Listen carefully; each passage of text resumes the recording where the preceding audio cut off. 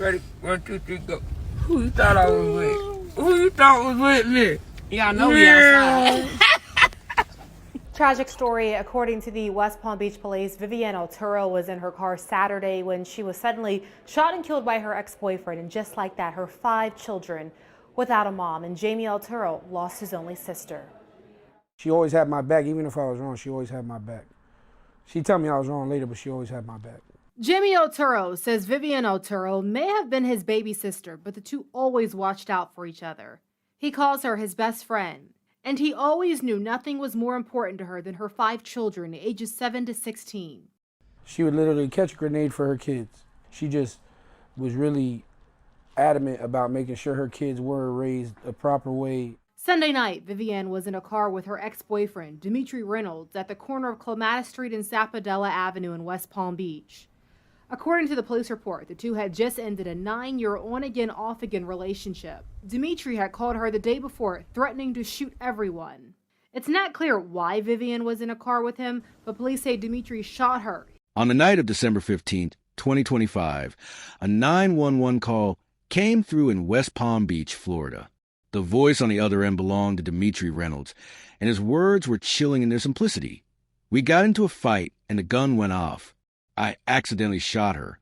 On the pavement at the corner of Clematis Street and Sapodilla Avenue, 35-year-old Vivienne Otero lay dying from a gunshot wound, her life slipping away in the very car she'd gotten into with the man she spent 9 years trying to love. If you're already feeling that knot in your stomach and you want to see how cases like this get the attention they deserve, do me a favor right now. Hit that like button, subscribe to Crime Lab Report, and smash that bell icon. Because every view, every share, every notification you enable keeps stories like Vivienne's from fading into the background where they don't belong. Let's make sure her voice is heard. Vivienne Otero wasn't just a statistic. She was a force. She was the kind of woman who worked 3 jobs simultaneously, construction and waitressing during the day, then nights on a party bus, all to make sure her 5 kids, ages 7 to 16, had what they needed. Her brother Jamie, who called her his best friend, said she would literally catch a grenade for those children. She was raising them alone, trying to give them stability, trying to show them what hard work and dedication looked like. And by all accounts, she was doing it. People who knew Vivienne describe her as someone who would give you the shirt off her back, someone who made you look at life differently just by being around her. Jamie said she was like an angel on earth. But angels can fall into the orbit of dangerous men, and for Vivienne, that man was Dimitri Reynolds from Riviera Beach.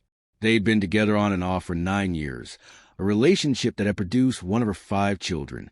It was a kind of relationship that never quite ended cleanly, the kind where the line between love and toxicity gets blurred over time.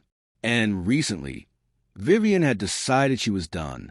She'd ended things with Reynolds, trying to move forward, trying to focus on the future she was building for herself and her kids. Jamie said she was at a turning point, that everything was about to get better for her. But Reynolds wasn't ready to let go.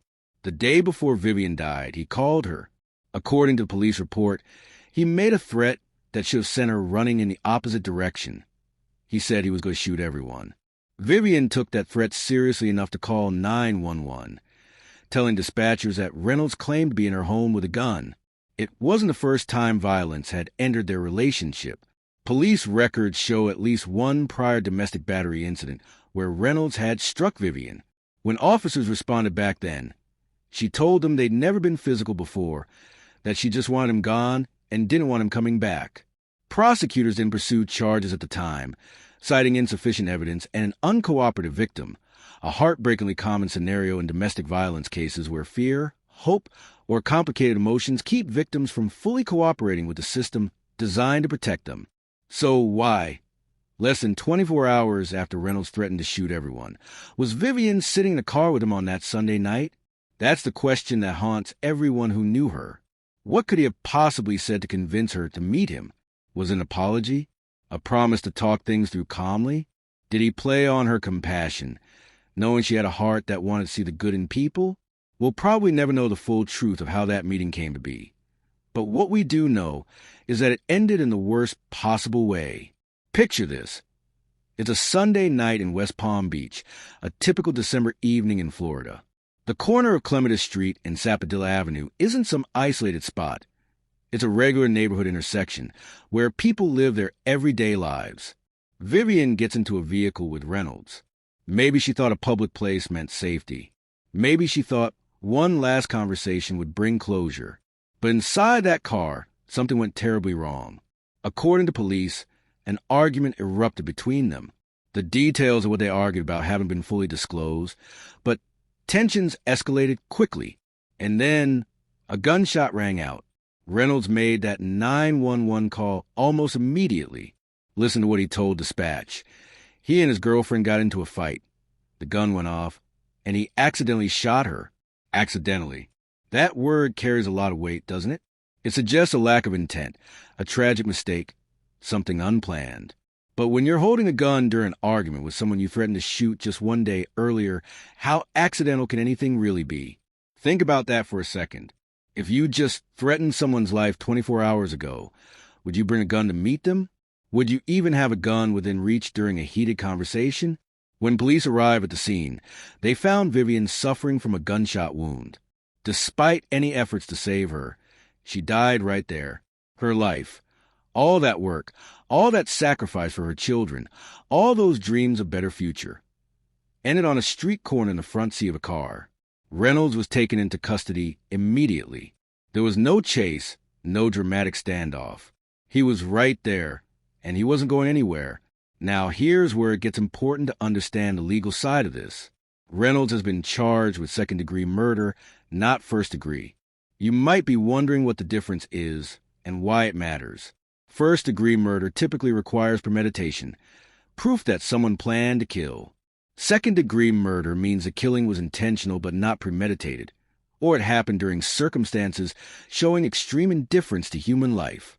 The fact that prosecutors went with second degree suggests they believe Reynolds intended to kill Vivienne in that moment, even if he didn't wake up that morning planning it. His claim that it was an accident clearly didn't hold water with investigators who saw the evidence and heard his story. At 2 a.m, police officers knocked on Dimitri Otero's door.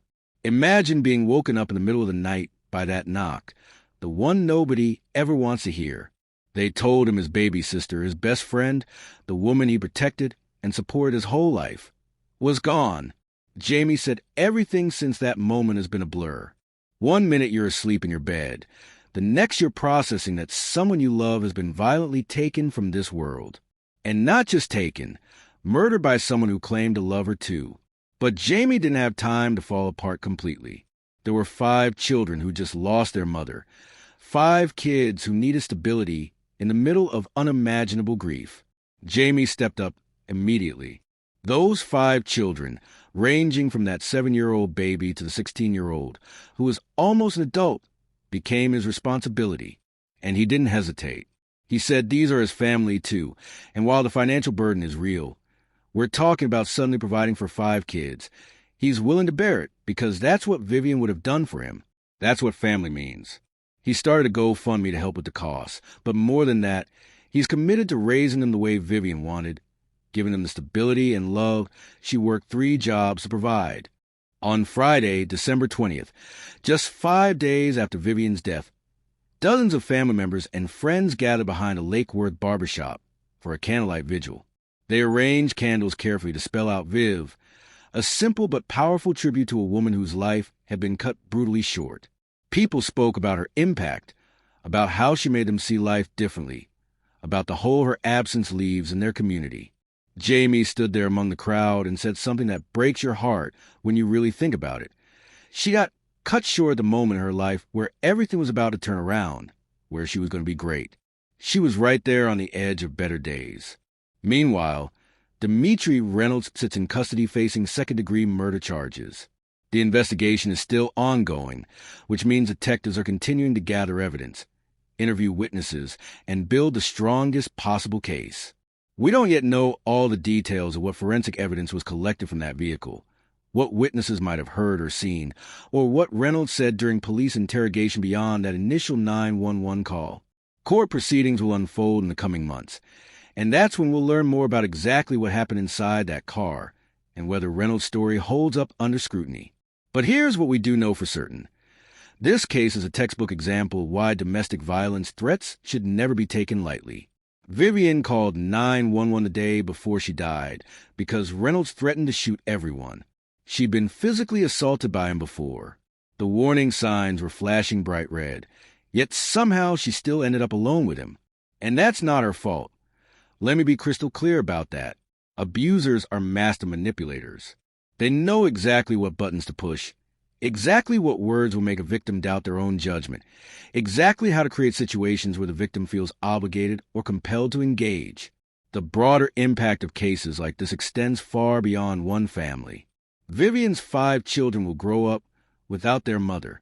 They'll miss her at graduations, weddings, and moments when they need advice that only a mom can give. The community loses someone who gave back, who worked hard, who made people's lives brighter. And other women in similar situations see what happened and have to make impossible calculations about their own safety.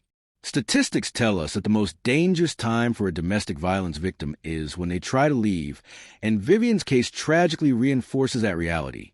So let me ask you something, and I really want you to think about this. What makes someone feel entitled to take another person's life because they won't stay in a relationship? How do we as society better protect people who've made threats against their partners, especially when those threats are reported to police? And if you were Jamie, suddenly responsible for 5 grieving children while processing your own devastating loss, how would you find the strength to keep going? Drop your thoughts in the comments below, because these conversations matter. Share this video with someone who needs to hear Vivienne's story. If you haven't subscribed to Crime Lab Report yet, do it now. We're covering cases that need attention, cases where justice demands a spotlight. Hit that bell so you never miss an upload. And if you want to dive deeper into more cases like this where the truth needs to be told, check out our other videos. Together, we keep these stories alive, we keep demanding accountability, and we make sure victims like Vivienne Otero are never forgotten. Her name was Vivienne Otero. She was 35 years old. She was a mother, a sister, a friend, and she deserved so much better than this.